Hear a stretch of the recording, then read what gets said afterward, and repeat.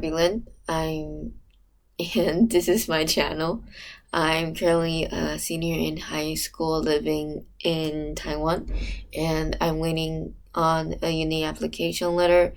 So in this channel, I talk about multiple aspects in my life, such as vlogs, vlogging, not blogging, not yet, I don't know, maybe someday, and being a Christian and so much more. So in this video, I will be talking about what I read this month. So I read 3 books this month, which is a lot. Well, mostly because I read a Chinese book which was related to to my church course. So by the time you see this video, it'll be when will it be? March 28th, I think. Yes. So by that time you would already know what am I doing in my church courses and why am I doing it. Maybe not why am I doing it? Not yet. Maybe one day I'll be filming my testimony, but not right now. So yeah, let's get started. So what I read this month was The Curious Incident of the Dog in the Nighttime by Mark Haddon. And so I am giving it 10 out of 7 because, well, I'm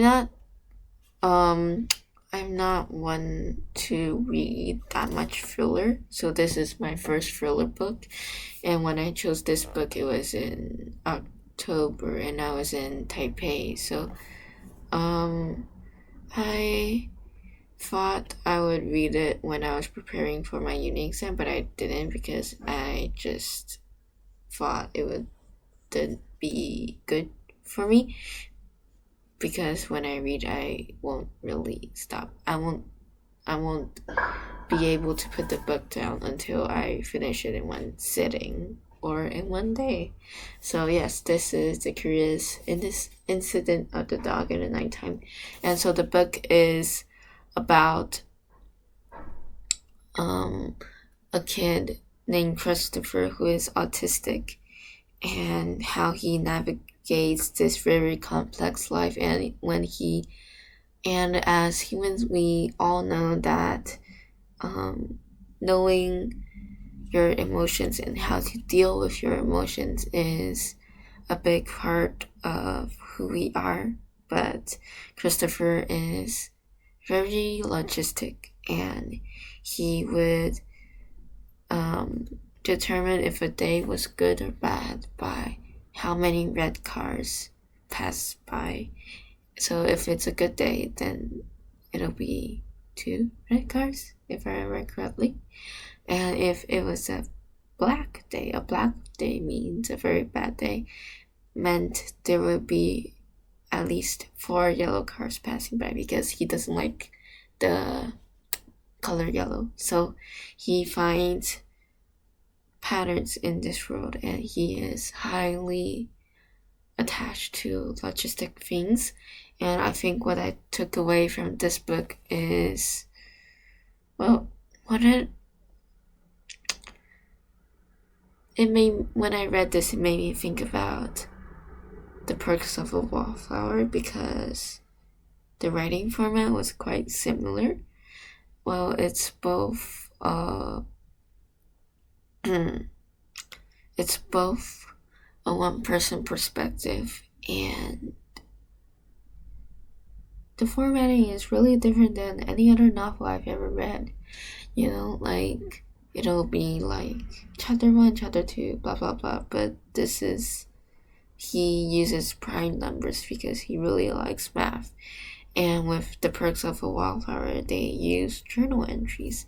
So yeah, I really enjoyed this book, and mostly because it was mundane, yet it had a big impact on me. Mostly because, yes, I could kind of guess the plot because of the books that I've read, but what I didn't thought was how Christopher reacted to these big changes in his life.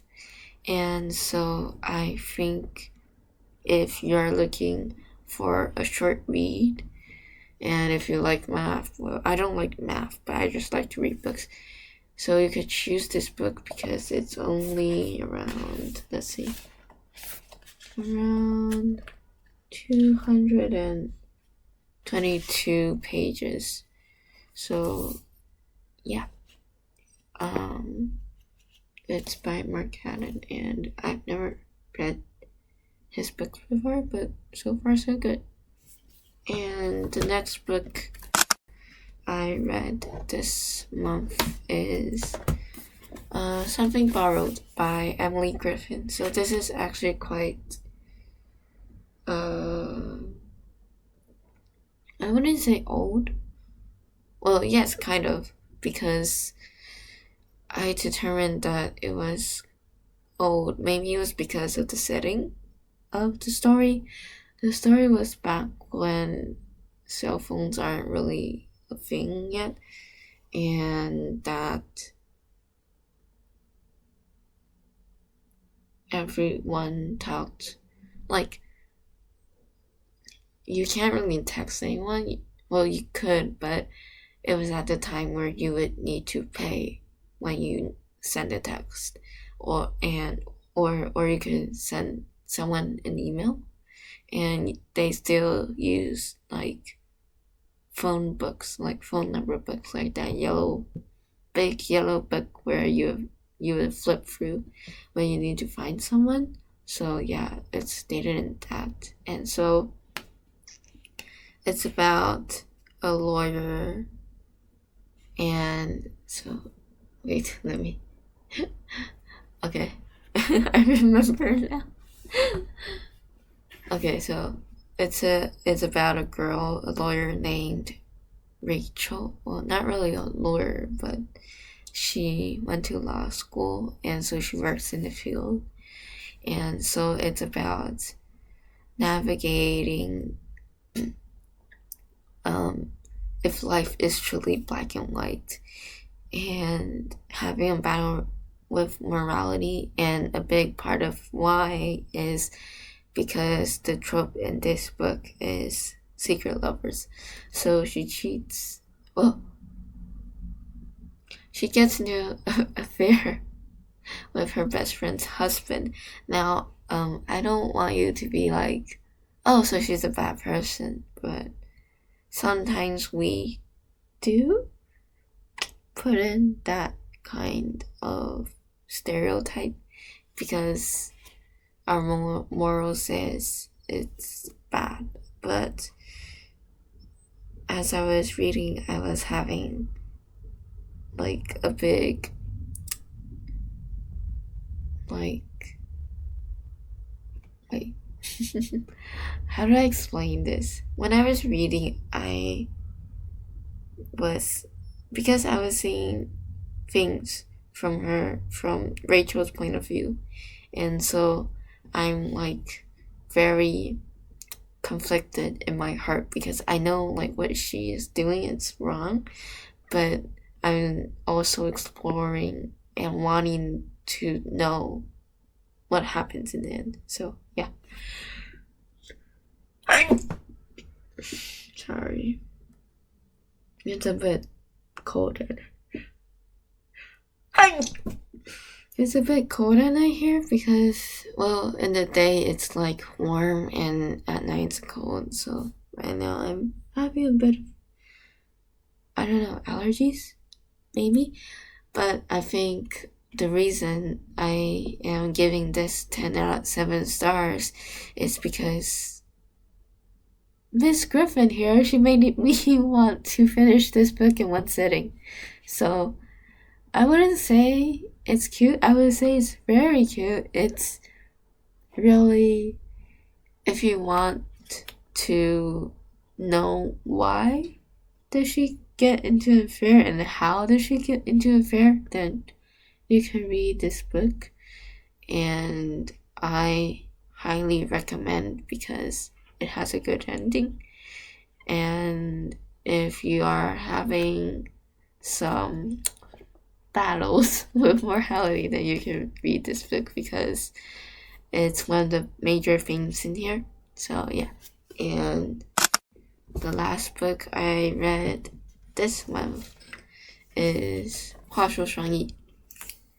So it's a Chinese book that you can see from, the whole thing. Oh, it's in Chinese. Okay. Oh, wait, I didn't take this up. So, small, very, very small story. My brother bought this for me. Because we both read books, and one day he just came into my room and had this in his hand. I was like, what? Where did you buy that? Because it's hard to get here in Taiwan, and I don't like using Amazon because it has a lot, like the shipping fee costs a lot.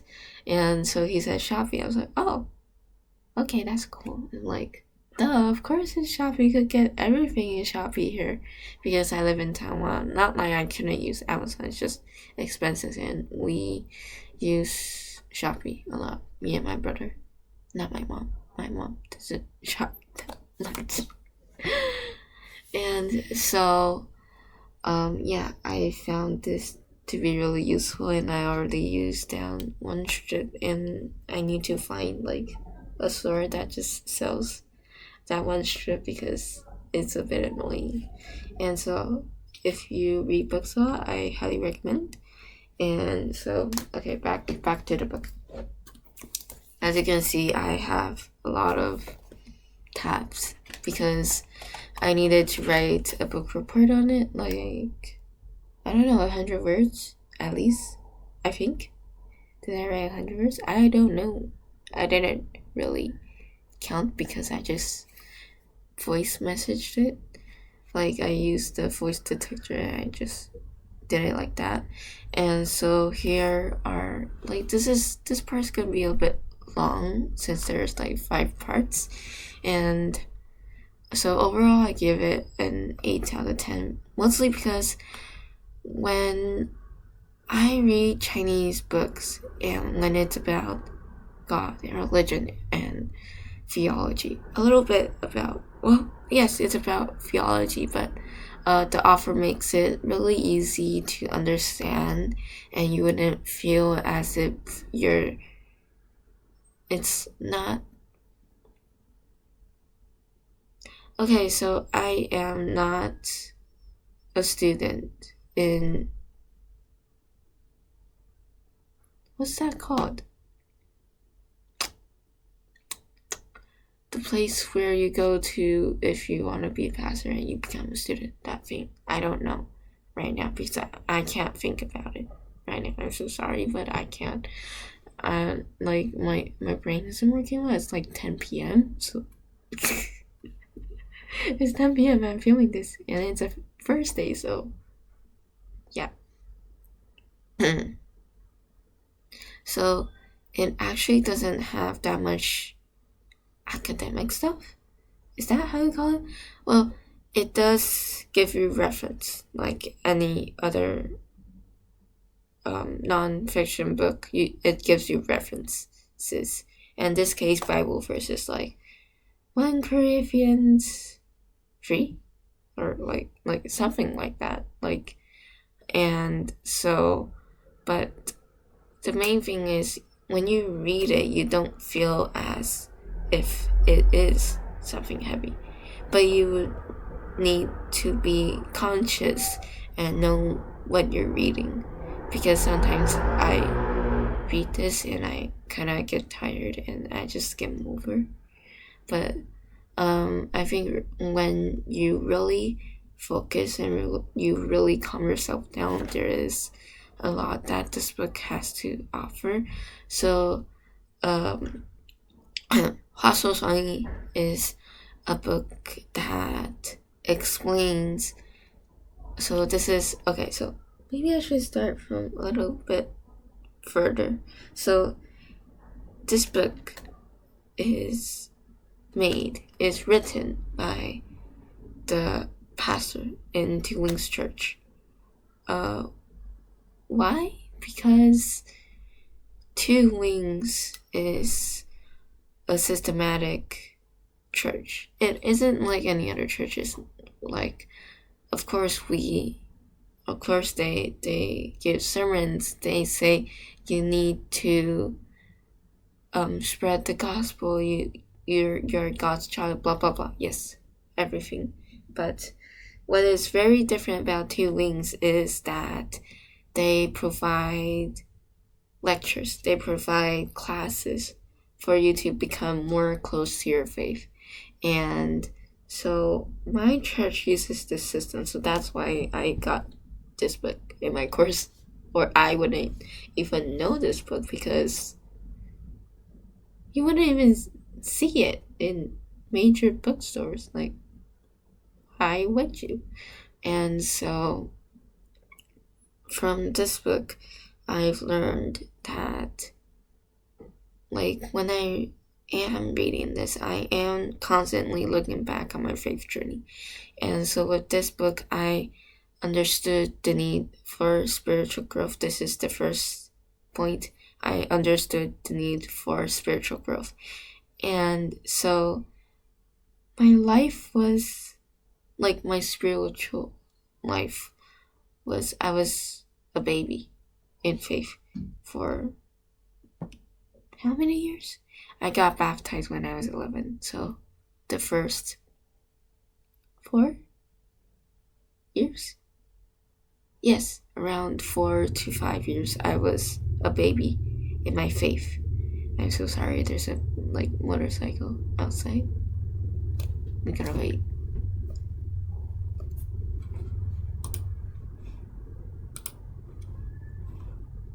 Is it done yet? Okay, yeah, it's done. And so, okay, my hands is getting tired, so I'm just gonna, like, do this. And so, for the first, wait, I need water. Wait.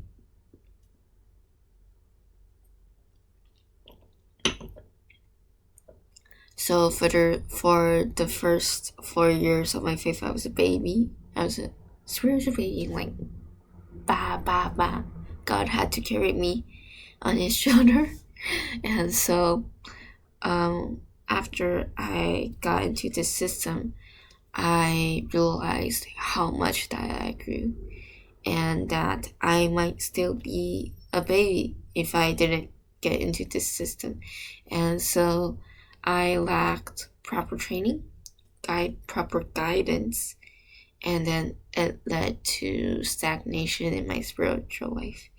And so the second thing that I got from this book is I experienced, like, what this is essentially of, like, a video about my book report, but yes. So the second thing is I experienced change from not just this book, but from this system. So I joined a disciple course at my church. I am not gonna say which one because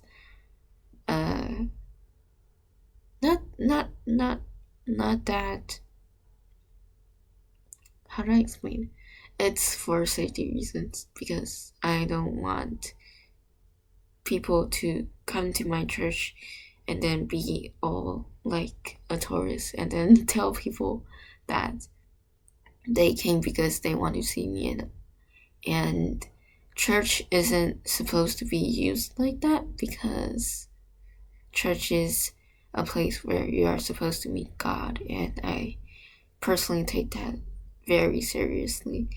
I'm not saying that you can't come to my church. I'm saying that, hey, if you want to go to church, then go it for the right reasons.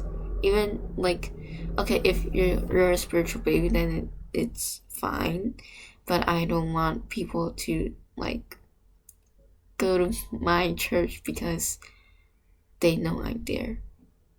it's a bit uncomfortable for me, and I would be focusing on God and being in service and everything like that. So yeah.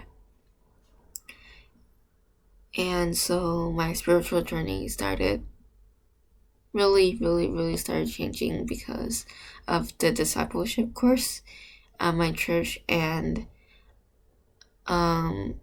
so in my first course, I was actually really down, and I was like grabbing on to my control of like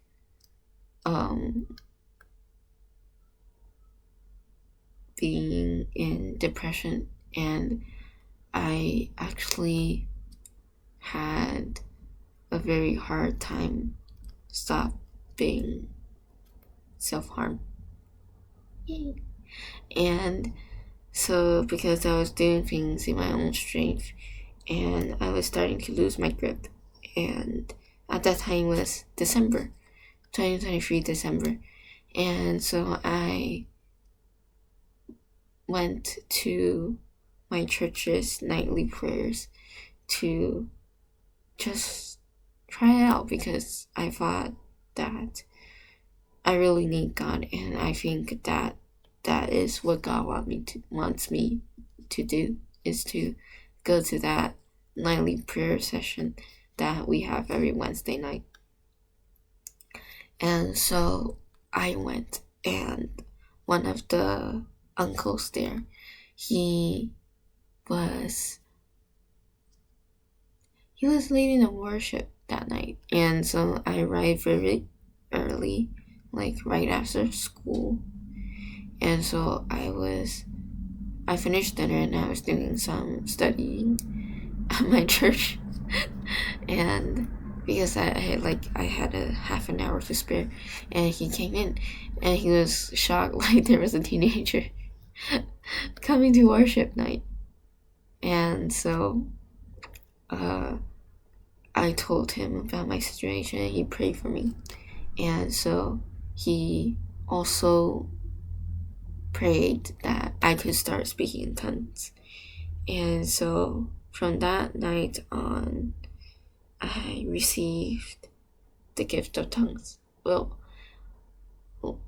yes, I received the gift of tongues, but at that time I wasn't really comfortable praying in tongues because I was still a baby in my faith.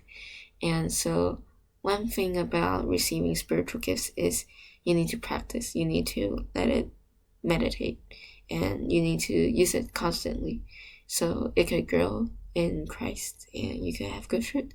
And so this also led me to personal transformation. And so I used to go to worship nights every Wednesday for half of the year, like half a year. Yeah, so like 6 to 9, 10, around almost a year. And then I stopped because I needed to prepare for uni exam. And so I started being in God's presence a lot more. And so I was beginning to change because of him. And so I stopped my meds, and I am now depression free, and now I am preaching God's word, but I still have a lot to work on. And so this also brings me the value of persistence. And well, I've been going to these courses for almost 2 years, and well, only 1 year. Yes, only 1 year. Wait, yes, 1 year and half.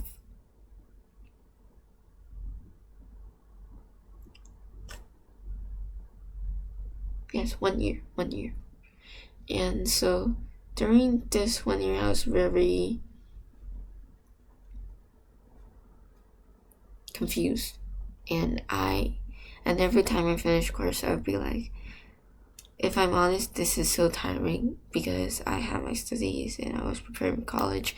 I am still preparing for college, and I would have a lot more responsibilities outside of my church, and I would always be like, can I really, really, really do this? Can I really continue to do this? Mosquito. And but I always said yes when the forms came in and someone asks, do you want to continue your course for next semester? And so I've realized if I stopped these courses, my life would be very different. My life would be stagnant again, and I didn't want that because time is precious, and I don't want to go through a season where I didn't have my Sunday afternoons in church and learning more about God, learning his teachings from my pastor. Right now, my teacher is my pastor, and so my pastor is like my vessel for God's teachings, so it's like that. And so it's one of the main reasons why I continue despite the hardships, despite my classmates and my friends seeing me like writing my homework in class. So yes, this brings to my last point, is that no matter what aspect in your life, growth requires effort. And so from this book, what's that word? What is that word? I'm thinking, wait.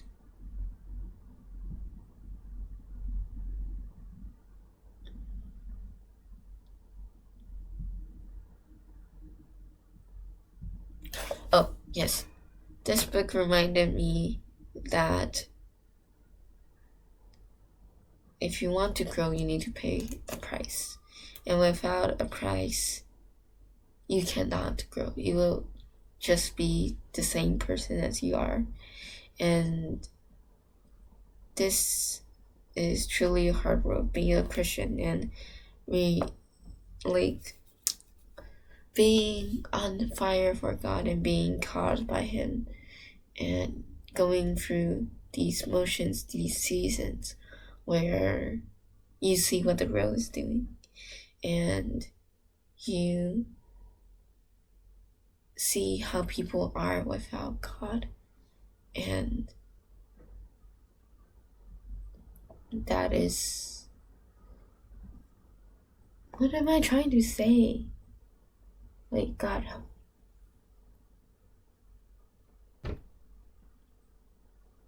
Oh, okay, I'm just gonna start over this part. Okay, so being a Christian is hard. It's not really for the weak. I am not saying that being a Christian isn't worth it. It's worth it. It's totally worth it. It's more than you can ever imagine. But you can't just expect God to just come into your life and make your life easier. No, that is not how this works. You may think, oh, he could just bend the rules. Why won't he? Well, if he would just make our life easier, then we would be in heaven right now, aren't we? But we aren't. We're in earth. We're in this life. We're in the world. As Christians aren't in the world. If I'm like this is the world. Earth is the world. And so you will need to fight for many battles, which involves dedication and perseverance. And I would also like to give you a Bible verse. So this is 1 Corinthians chapter 9, 24 to 27. And so I am using the NIV version, and so I will be reading this. Okay, so you do not know that in a race all the runners run, but only one gets the prize. Run in such a way as to get the prize. Everyone who competes in the games goes into strict training. They do it to get a crown that will not last, but we do it to get a crown that will last forever. Therefore, I do not run like someone running aimlessly. I do not fight like a boxer beating the air. No, I strike a blow to my body and make it my slave, so that after I have preached to others, I myself will not be disqualified for the prize. And so this verse is talking about when we go to heaven, there will be a prize for us.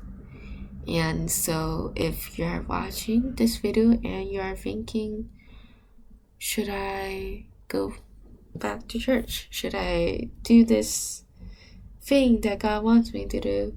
Should I accept this challenge? Should I go to this course like the way that I did, or the way that I am still continuing my course, even when I am in the midst of college applications and so much else? Go for it. Why hesitate? If this is God's will, then He will make a way. If it isn't, then He will guide you to another way. But remember, when you are doing these things, do these things with all your might, for you're serving the Lord, not human beings. Alright? So do things all for the Lord. Do it well. Do it full. If you're tired, pray. If you're tired, worship. Lately I am getting into the meditation with the Spirit, but that will be for a future video. And so that's it for this week's video. I know it is quite long, but I hope you liked this, and if you did, leave a comment down below, and I will see you next week. Bye.